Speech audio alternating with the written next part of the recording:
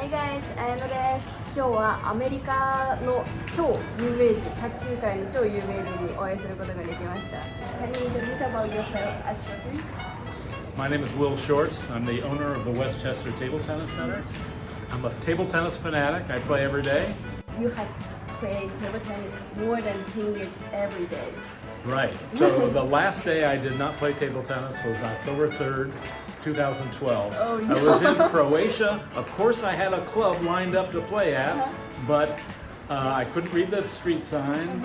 I got there a little late. They closed early. I arrived just as people were walking out of the club. So I missed that day, and I started a new streak the next day. So before the day, how long have you played? I had another 282 days going into that streak. Do you have any difficulty playing table tennis for these 10 years? Yeah, I've had some close calls. A few years ago, I was in Germany for the World Puzzle Championship, and the championship was held in a town called Kirchheim.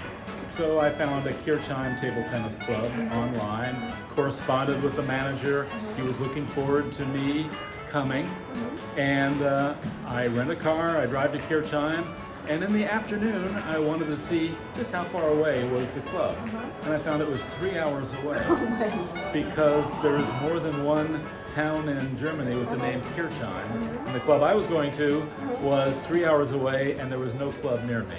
So I panicked thinking, oh God, here goes my streak, and fortunately the hotel had a table. Oh, you're so lucky. Some of my favorite places to play, I don't know, the hottest place I ever played was in Goa, India.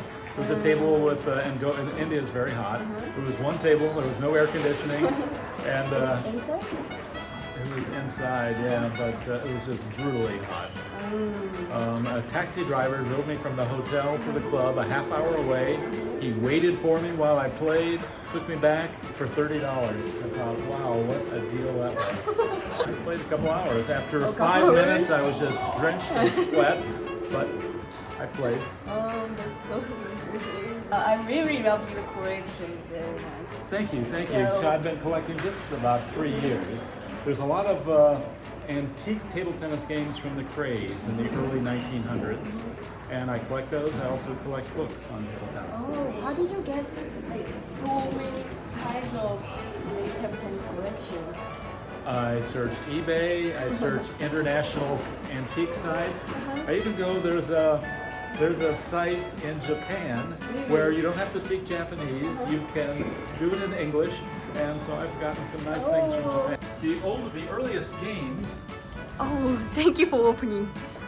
have something called battle doors, and these are hollow and they're covered with sheepskin, so the ball makes a funk sound when it hits the paddle, and that's where the name Pingpong comes from, because it sounds sort of like ping pong. And in the early days, you would simply stretch the net across your dining table, or whatever table you want to play on. There was no set size for a ping pong table. You would simply stretch the net across, and people played. And this is an example of how people played. You know, women played in full gowns. And here's some more people. This is from a game around 1902 to 05, where people are dressed in formal attire. Wow. It was a game for high society. Like these, you can't get any spin with the ball, but no rubber. no rubber. And then rubber came in like down here, the hard rubber. Here is the earliest ping pong robot. Oh, robot. It was marketed as a toy in the late 1950s. It was battery operated. You would set this net at the end of the table and hit the ball. The ball would roll into the hole and would shoot back out. Oh, that's so interesting. Here's a cool thing. It's from the 1940s. And the watch? It is a table tennis scorekeeper, and you see it goes up to 19 and then 20, and you would keep score electronically with that device. All right, I'll show you a few things over here. Yes, please. Here are some photos of me from high school. This is me, the ping pong table. I was the champion of my high school. Oh, And you're strong. when the lunch bell rang, I would run to the recreation room and grab the table. The rule was winner stays up, so I was the champion for the whole lunch period. And then the last 5 minutes, I would eat my food and go back to class. And here's me winning a trophy in high school. Oh, then And, which trophy? These 4 trophies are mine from high school. I see. So ping pong is more important It's been than my passion lunch. for a long time. Yes, you're right. Table tennis books. These are all in foreign language, antique ones.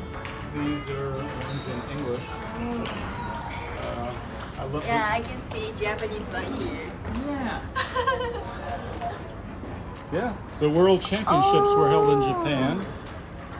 And here is a magazine with the results of the championship in which the Japanese team won. Oh, this is Japanese magazine. Right? Am I right on that? Yeah, this is Japanese one. Yeah, yeah. 大会のやり方、見方、早わかり。Wow, that's cool. Other things from Japan. Oh. I can't read this, but this is Yeah, from I the can read it. 1950s. Mhm. Yeah. Oh, this is World Championship. Oh, Go wow. ahead. Thank you. Can you open? Yeah, yeah. It Oh my God. teaches you how to play ping pong. The World Championships were held in China in 1971, and that was the year famously in which an American player accidentally got on a bus with the Chinese team, and the United States and China had not spoken with each other since the 1940s. That introduced a warmth between the two countries. Mao Zedong invited the United States to China. Is and it that a ping pong diplomacy? Ping pong diplomacy, and that's what opened relations between the East and the West. And Yeah. that's what happened at this championship Table tennis in connect you. Japan. Yeah, yeah. Yeah, today I learned about table tennis history a lot. Thank you very much. Thank you very much. Thank you so much. Thanks a lot. I really enjoy talking with you, and thank you for teaching me a lot. Thanks for coming. Thank you.